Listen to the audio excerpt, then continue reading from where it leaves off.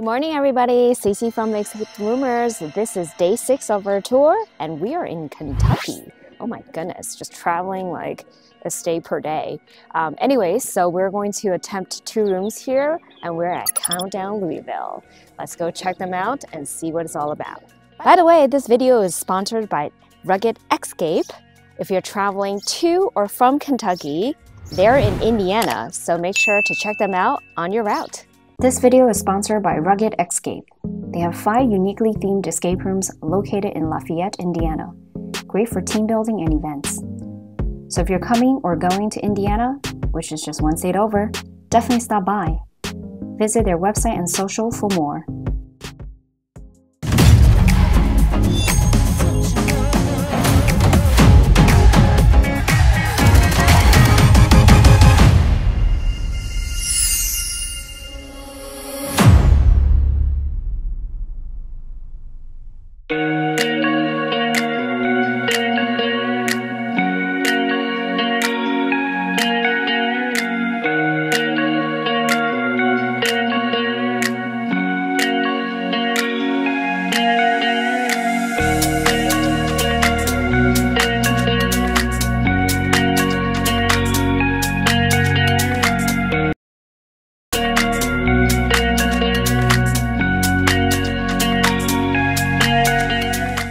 What's going on, everybody? Brandon from ESCAPETHEROOMers. We are still on our road trip escape through 10 states, and we finally reached Kentucky. Countdown Louisville is the only game we're playing in Kentucky, and it's day 6. You can sense the exhaustion a little bit from all the driving. But this gentleman right next to me is Greg, the owner. How are you? Doing great, thank you. Thank you for having us. Really appreciate it. Glad you're here. So tell me, when did you open Countdown Louisville? We opened in 2016, and I began pre-production in late 2015. Okay. Yeah. Wow, that's way before we started playing escape rooms. Yeah. And then how many games do you have available here? Right now we have 3 games available, and we have space for a 4th game, which is going to reopen this summer.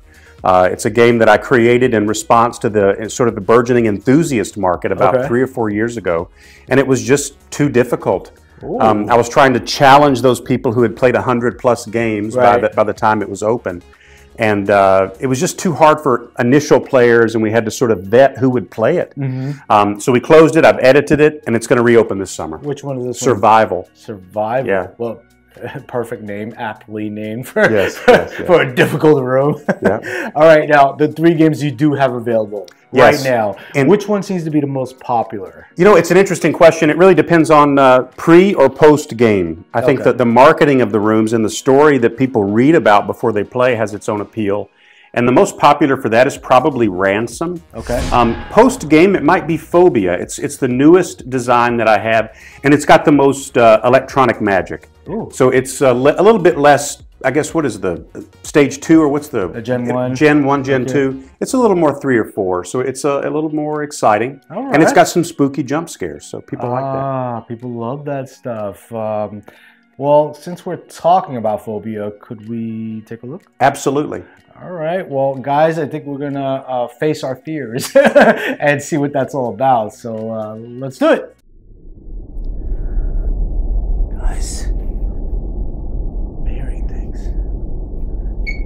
If you get this footage and this interview, just tell my mom I love her. Greg? Right back here. Oh, he's still here. I might be able to survive this room and face my fears. All right, we're in Phobia right now. We are in Phobia. Okay, well, tell me a little bit about what you have going on. Like, is there any updates you'd like to share? I know you mentioned the 4th room. Is there anything else you want to share? We're working on a new concept, and it's going to happen over the next 6 months if it all goes through. Next week I'm finishing out the plans, but it's going to be a break-in, an entire building that you arrive with no game master. You break your way into the door, and you have 3,000 square feet of game with a game master embedded in the building. Okay. So that design is pretty much finished. The game is pretty much finished. It's just about the construction and the executing the. So you have an entire building. We don't have it yet, but we're going to make a decision next week on that. So we're opening a new, for us, it's a new concept. Yeah, yeah. I mean, we've done stuff like that before. along this route and previous, we always loved that immersion of just like not being greeted, signing a waiver, like do all that formalities like before through email or after, you know, but that whole walking into the situation and you're playing already is. We're excited. It seemed logical. You know, it seems like the arc of the industry. Maybe. Yeah. Do you have a theme for that yet? I do. I don't know if I should share it. I got a couple of themes. I think it's going to change. It's going to maybe have short runs. Okay. The first one is paranormal investigation. Oof. But it's got a couple of other titles that would go rotate in, almost like a show, like a production. Okay. Well, hey guys, like I said, follow them on social media. Check out their website for more updates on that. I'm sure they'll announce it as soon as they make a confirmed decision. So I gotta ask you, when you're game mastering and you're seeing players in a room, is there any like, is there a story you could share with me of something funny you've seen, something crazy, something you've seen them do that stood out or made you, like laugh? Ironically, the thing that I've observed the most as a designer and owner of an escape room is training new hires to be game masters. Okay. There's this natural empathy, and it's not what people think. We hear people say a lot when they go play an escape room. You know, I bet they think we're dumb, or we can't do it, or they're laughing at us. People say, we hear those terms all the time, and it's really the opposite. When I'm training people, they're so empathetic and so in the in the corner for the player that they give too many clues often. So we have to kind of pull that back. But funny things do happen, interesting and funny things. The you know, the give and take between players is always pretty funny. But it's been fascinating watching new people learn how to be game masters. That's been the most fascinating thing to me. I mean, it's also like analyzing human behavior, right? No question. I really think there's some type of science to it. I've got friends that are professionals. We talk about it, but we see pooling behavior, for example. It's like Groundhog's Day in a way. We see the exact same things happen. You know, the room is static. The player's a dynamic element, but we see the same behaviors over and over. So that's been fascinating. Okay. So since you've been open since 2016, you've been an owner for that long and your business is still operational, you must be doing something right. Is there any words of advice or any tips you'd like to share to any future owners or current owners? Yeah. You know, I've played quite a few escape rooms and I've enjoyed all of them that I've played. I don't think our rooms are necessarily remarkable. I think they're good rooms, and we've had feedback from you know, really experienced people and new people. We literally try to treat people like they're a guest in our home. That's how I sort of teach the staff from day one.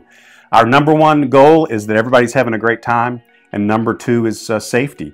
And so, you know, safety is kind of presumed under that, having a good time. You can't have a good time if you're hurt. But we treat people really well from the moment they walk into the door.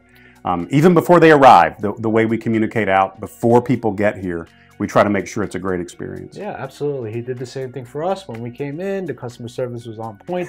But yeah, that's definitely great words of advice. Yeah. So guys, take his tips.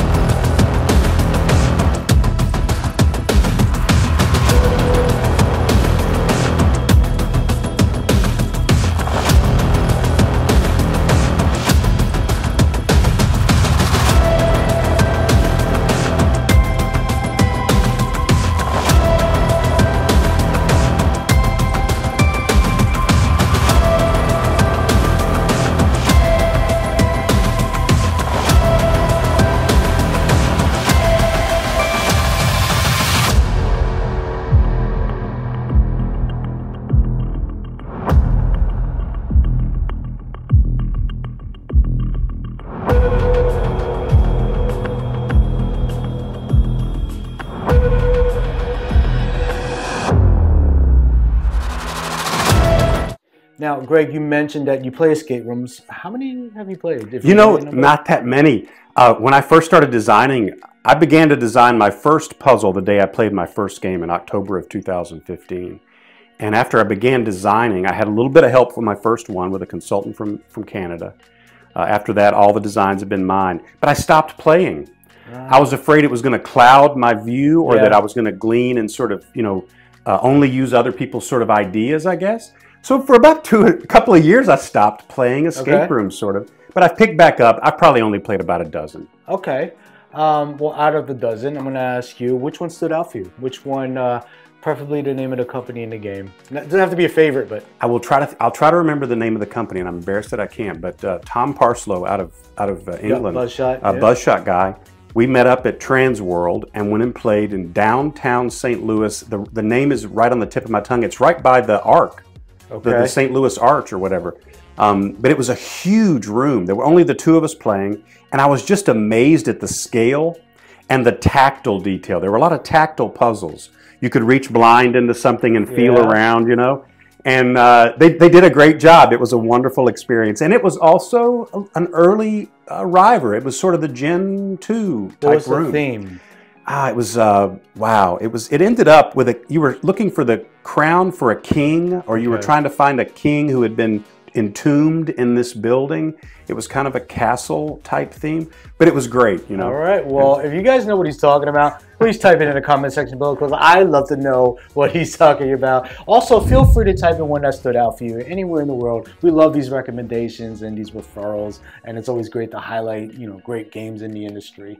All right, Greg, before we get out of here, I just got one more question for you. What is something that most people don't know about you outside of Countdown? Do you have a hidden talent, a hobby, anything you'd like to share? It's funny, not really, not very many talents, but I drum. I'm a drummer. Oh, that's a talent. Yeah, and I juggle, and I think they're sort of the same thing. You drum and you juggle. Those are two great talents. Yeah, I'm really into that. I enjoy that. I don't do it much anymore, but it's something I do, yeah. Okay, wait, are you saying you like drum and juggle at the same time? It's interesting. You can make beats juggling on walls and floors if the balls bounce. So that's kind of something that I've worked on, but it's sort of the same skill. And drumming informed my first design. Ransom is a music-based theme, and it actually has drums that act as lights in the room. Ooh. Yeah. So I love drumming. Well, we're going to find out what that's all about really soon. Well, hey, Greg, thank you so much for having us. We Thank really you, Brandon. appreciate it. Guys, make sure you follow them on their social media and visit their website. Also, check out our website, ESCAPETHEROOMers.com, so you know what we thought of the two games that we are playing here today, which is Electrovault and Ransom. And also, do not forget to like and subscribe on our YouTube channel so you know what to expect when you get to these locations. The parking lot situation, what the lobby looks like, these great stories that get to hear from the owners and the people behind the scenes. And yeah, make it on down to Louisville, Kentucky, and check out Countdown. Tick tock, tick tock, tick tock. Peace.